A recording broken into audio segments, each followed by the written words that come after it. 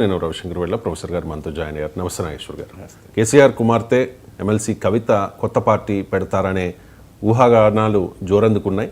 So Bharatiya Janata party MP Raghunandan Rao కూడా ఇదే విషయం చెప్తూ ఉన్నారు. సార్, జూన్ 2న కవిత కొత్త పార్టీ పెట్టబోతూ ఉన్నారు అంటూ సెన్సేషన్ కామెంట్స్ చేశారు. ఒకసారి రఘునందన్ బైట్. సామాజిక తెలంగాణ లేదని ఈరోజు కవిత గారు మాట్లాడుతున్నారు. ఒకవేళ అదే కరెక్ట్ అయితే ఈటల రాజేందర్ గారు అనేటువంటి ఒక బీసీ బిడ్డను అర్ధరాత్రి అపరాత్రి అని చూడకుండా మంత్రివర్గాలకు వెళ్ళి బయటికి పంపించి తప్పుడు కేసులు పెట్టిన రోజైనా కనీసం నాయన ఇది మంచి పద్ధతి కాదని కవితమ్మ మాట్లాడితే సామాజిక తెలంగాణ గురించి మాట్లాడినట్టు కనబడుతుండే. అధికారంలో ఉన్న 10 ఏళ్లు పూలే విగ్రహం పెట్టడం చేతగాని టీఆర్ఎస్ బీఆర్ఎస్ నాయకులు నిజామాబాద్ ఎంపీ గారు ఇలా పూలే విగ్రహం కావాలని చెప్పి సంతకాల సేకరణ చేస్తుంది, అన్ని పార్టీల్ని కలుస్తుంది. సో నాకేమర్థమవుతుందంటే కవితమ్మ గారి యాక్టివిటీని అటిట్యూడ్ని చూస్తే వారు మెంటల్ గా ప్రిపేర్ అయినట్టు కనబడుతుండ్రు. బహుశా లాంఛనం జూన్ 2 నాడు లాంఛనంగా వస్తుంది అనుకుంటున్నాం. పార్టీ వస్తుంది, పాదయాత్ర మొదలవుతుంది, ఆ ఇంట్లోంచి ఈమె ఇంకొక పార్టీ పెట్టుకుంటుంది. తర్వాత ఏమవుతుంది, భవిష్యత్తు ఎట్లుంటుంది, ప్రజలు ఏం ఆలోచిస్తున్నారు అనేది కొంతకాలం తర్వాత మాట్లాడుకుందాం. రైట్. జూన్ 2న పార్టీ రాబోతోంది, పాదయాత్ర కూడా ప్లాన్ చేస్తూ ఉన్నారు అంటూ రఘునందన్ రావు చెప్తూ ఉన్నారు. సార్, కవిత రేస్ చేశారు కదా సార్, సామాజిక తెలంగాణ రాలేదు, భౌగోళిక తెలంగాణ మాత్రమే వచ్చింది అని చెప్పి ఇంకా చాలా అంశాలని లేవనెత్తారు. కవిత లేవనెత్తుతోన్న అంశాలను బట్టి చూస్తే కొత్త పార్టీ ఎజెండా ఏ విధంగా ఉండవచ్చు? అంటే కవిత పార్టీ పెడుతుందా లేదా అనేది బీజేపీ నాయకుడు కాదు చెప్పాల్సింది, కవిత చెప్పాలి, కవిత వైపు వాళ్ళు చెప్పాలి. బట్ రఘునందన్ రావు చెప్పడం తప్పని కాదు, ఎందుకంటే ఆయనకు బీఆర్ఎస్లో పరిచయాలు కూడా ఉన్నాయి. మా గతంలో బీఆర్ఎస్ నాయకుడు, బీఆర్ఎస్ నుంచి కాంగ్రెస్కి వచ్చి కాంగ్రెస్ నుంచి ఇప్పుడు బీజేపీలో ఉన్నారు. కాంగ్రెస్లో చాలా కొద్ది కాలం ఉన్నారు, అత్యధిక కాలం బీఆర్ఎస్లో ఉన్నారు. కేసీఆర్ కుటుంబంతో అత్యంత సన్నిహితంగా కూడా ఉన్నాడు. అందువల్ల బహుశా ఆయనకు కాన్ఫిడెన్షియల్ సమాచారం అయినా వచ్చి ఉండాలి. ప్లస్ మీడియాలో కూడా వస్తున్న కథనమే, ఇదేమి సంథింగ్ అన్యూజువల్ ఏమీ కాదు, పత్రికల్లో అంతటా వస్తుంది. ఇప్పుడు నిన్న సింగరేణి జాగృతి ఏర్పాటు చేసింది, ఎందుకంటే సింగరేణి కాలరీస్ కార్మిక విభాగానికి, బీఆర్ఎస్ కార్మిక విభాగానికి అక్కడ ఆమె అధ్యక్షురాలుగా కూడా పనిచేశారు. సో అందువల్ల సింగరేణిలో ఆమె కొంత పట్టుంది అని భావిస్తుంది కనుక అక్కడ కోఆర్డినేటర్లు నియమించారు, సింగరేణి జాగృతి ఏర్పాటు చేశారు. అందువల్ల ఇప్పుడు జరుగుతున్న ట్రెండ్ చూస్తుంటే ఆమెకున్న ఆప్షన్స్ ఏంటి, ఒకటి కాంగ్రెస్ పార్టీలోనే చేరాలి, దానికి కూడా రాయబారాలు నడిచాయని కూడా ఇవాళ పత్రికలు వచ్చాయి. కానీ కాంగ్రెస్ నాయకత్వమే కొంత ఆలోచిస్తోందని కూడా వచ్చాయి.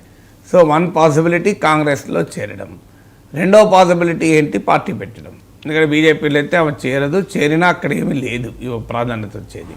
అందువల్ల బీజేపీ పైన కేసీఆర్ పోరాడడం లేదు అనే అంశమే ముందు పెట్టినాక బీజేపీలో అవకాశం లేదు.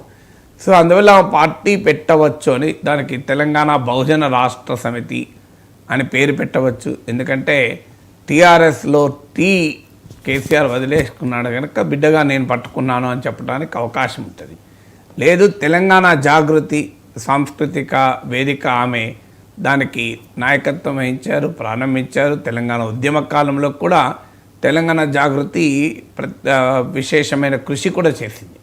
అందువల్ల ఆ హిస్టరీ కూడా ఉంది కనుక పార్టీ పేరు బహుశా తెలంగాణ జాగృత, తెలంగాణ బహుజన రాష్ట్ర సమిత ఇలాంటి పేర్లతో ఉండవచ్చు అని.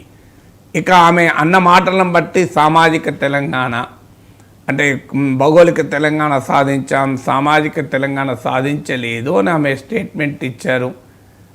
కొన్ని బీసీ సంఘాలు ఆమెకు మద్దతు ఇస్తున్నాయని కూడా వార్తలు వచ్చాయి. తెలంగాణ బహుజన రాష్ట్ర సమితిని పెడతారని వచ్చారు.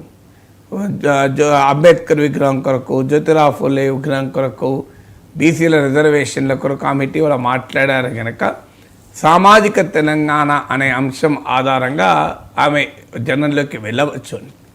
ఎందుకంటే తెలంగాణ రాష్ట్రానికి ఉన్న సోషల్ కాంపోజిషన్ 90% సామాజిక వర్గాలు, మీకు అదర్ దెన్ అప్పర్ కాస్ట్ వర్గాలే ఉంటాయి.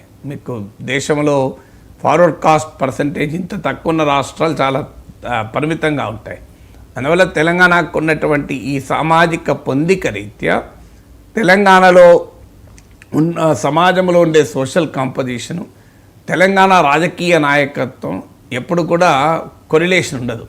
తెలంగాణ సామాజిక కాంపోజిషన్ చూస్తే ఆ వర్గాలు తెలంగాణ రాజకీయ నాయకత్వంలో కీలక నాయకత్వంలో ఉండవు, మంత్రులుగా ఎమ్మెల్యేలుగా ఎంపీలుగా ఉండవచ్చు. సో అందువల్ల సామాజిక తెలంగాణ అనే నినాదం అందుకుంటుంది అనేది వార్తలు వస్తున్నాయి. బట్ సమస్య ఎక్కడికి వస్తుందంటే ఆ సామాజిక తెలంగాణలో నాయకత్వంలో ఈమె ఫిట్ కాదు కదా అనే క్వశ్చన్ వస్తుంది. అంటే గతంలో కేసీఆర్ దళితుల్ని ముఖ్యమంత్రి చేస్తానని చెప్పి చేయలేదు. ఇప్పుడు సామాజిక తెలంగాణలో ఎవరు ముఖ్యమంత్రి అవుతారు? కవిత కాలేరు కదా. సో అందువల్ల ఆ సమస్య వస్తుంది కనుక ఆ అంశాన్ని మరి ముందు పెడతారా లేదా ఒక పాసిబిలిటీ ఉంటుంది. రెండో పాసిబిలిటీ బహుశా కొడుకు వేరు కూతురు వేరా, వారసత్వానికి కూతురు అర్హత లేదా. సో ఈ పాయింట్ ఆల్రెడీ ఆమె పార్టీ ఇన్సైడర్స్లో ఫ్యామిలీకి సన్నిహితంగా ఉన్న వారి మధ్య లేవనెత్తుతోంది అని కూడా అంటున్నారు. ఈవెన్ మీకు దామోదర్ రావు, గండ్ర మోహన్ రావు కేసీఆర్ కుటుంబానికి సన్నిహితులు, పార్టీలో కూడా కీలక బాధ్యతలు ఉన్నవాళ్ళు. వాళ్ళు కవితను కలిసినప్పుడు కూడా నా పాత్ర ఏంటి అని ఆమె నిలదీశారు అని వచ్చాయి వార్తలు. అందువల్ల ఉమెన్ ఓటర్స్ను అట్రాక్ట్ చేయడానికి కేసీఆర్ గతంలో అనుసరించిన విధానం కూడా ఉంది. మొదటి టర్మ్లో మహిళకి ఎవరికి కనీసం మంత్రి పదవి ఇవ్వలేదు. ఫర్గెట్ అబౌట్ ప్రాపర్ రిప్రజెంటేషన్ కాదు, అసలు క్యాబినెట్లో మంత్రి పదవి లేకుండా చేశారు. 5 ఏళ్ల పాటు తెలంగాణ మంత్రివర్గంలో మహిళ లేరు. సో అప్పుడు కూడా తీవ్రమైన విమర్శలు కూడా వచ్చాయి. అందువల్ల కూతురుకు అన్యాయం చేస్తారా అనే డాటర్ సెంటిమెంటు మహిళా ఓటర్లను అట్రాక్ట్ చేయడానికి ఉపయోగపడుతుందని అంచనా వేయవచ్చు. ఎందుకంటే ఆమెకు సలహా ఇచ్చేవాళ్ళు ఆమెకుంటారు కదా, ఆమె వ్యూహకర్తలు ఆమెకుంటారు కనుక కొడుకు వేరు కూతురు వేరా, కూతురుగా వారసత్వానికి నేను ఎలిజిబుల్ కాదా అనేటువంటి సన్ ప్రిఫరెన్స్కు వ్యతిరేకంగా డాటర్ సెంటిమెంట్ కూడా ఆమె ప్రయోగించడానికి అవకాశం ఉంది. మూడవది, తాము బీఆర్ఎస్ను కాపాడటానికి ప్రయత్నాలు చేశాను. కేసీఆర్ మంచివాడే, దేవుడే, కానీ ఆయన చుట్టూ ఉన్న దయ్యాలు కోవట్లు బీఆర్ఎస్ను నాశనం చేస్తున్నాయి.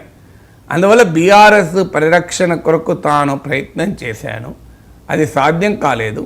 అందువల్ల దాని పరిరక్షణ కొరకే నేను పార్టీ పెడుతున్నాను అనేది third possible agenda. Fourth possible ఏంటంటే అంటే కేసీఆర్ తెలంగాణ సెంటిమెంట్ వదులుకొని భారత రాష్ట్ర సమితి పెట్టాడు. బహుశా చెప్పచ్చు కూడా, ఆనాడు కూడా నేను కాదన్నాను, బయటికి చెప్పలేదు, పార్టీ క్రమశిక్షణ లోబడి నాన్నకు చెప్పాను తెలంగాణ రాష్ట్ర సమితిగానే ఉండాలని. అందువల్ల తెలంగాణ సెంటిమెంటు అనే అంశం కూడా ఆమె పెట్టింది. ఎందుకంటే నేను ఉద్యమంలో భాగము, నాకు ఉద్యమంలో కంట్రిబ్యూషన్ లేదా, టీఆర్ఎస్లో నాకు కంట్రిబ్యూషన్ లేదా అని ఆమె అడుగుతోంది కనుక తెలంగాణ సెంటిమెంటు ఆధారంగా కుటుంబాన్ని కూడా కాదని, నేను వంశపారంపర్య రాజకీయాలు కాదని, తెలంగాణ సెంటిమెంట్ కొరకు నిలబడ్డ బిడ్డను అని చెప్పడానికి స్కోప్ ఉంటుంది. అది ఫోర్త్ డైమెన్షన్. ఫిఫ్త్ది, అపోజిషన్ స్పేస్లో ఉండాలి పార్టీ పెట్టాలంటే కనుక ఖచ్చితంగా కాంగ్రెస్ పైన, బీజేపీ పైన ఆమె పోరాటం చేయడం ద్వారా బీఆర్ఎస్లో అసంతృప్తి చెందిన సెక్షన్లను ఆమె అట్రాక్ట్ చేసే ప్రయత్నం చేస్తుంది. అందుకే మీరు గమనిస్తే ఆమె ఎయిర్పోర్ట్లో దిగిన రోజు లేఖ తానే రాశానని చెప్పిన నాడు కూడా బీఆర్ఎస్ వాళ్ళు, కాంగ్రెస్ వాళ్ళు, బీజేపీ వాళ్ళు సంబరపడుతున్నారు అని కాంగ్రెస్ బీజేపీని కూడా టార్గెట్ చేస్తూ మాట్లాడింది. నిన్న కూడా కేటీఆర్ పైన కేసులు పెట్టడాన్ని తమ వైఫల్యాల నుంచి కప్పిపుచ్చుకోవడానికి చేస్తున్నారని ఖండించింది కూడా. అందువల్ల కాంగ్రెస్ బీజేపీల ఏజెంట్ కాదు నేను, ఆ రెండు పార్టీలకు నేనే అసలైన ప్రత్యామ్నాయము, బీఆర్ఎస్ కాదు అని బీఆర్ఎస్లో పదవులు రానివారు, అసంతృప్తితో ఉన్నవారు ఈ సెక్షన్లను తన వైపు అట్రాక్ట్ చేయడానికి ఆమె ముందుకు రావటానికి స్కోప్ ఉంటుంది. ఆరవది, కేసీఆర్ వ్యవహార సరళి.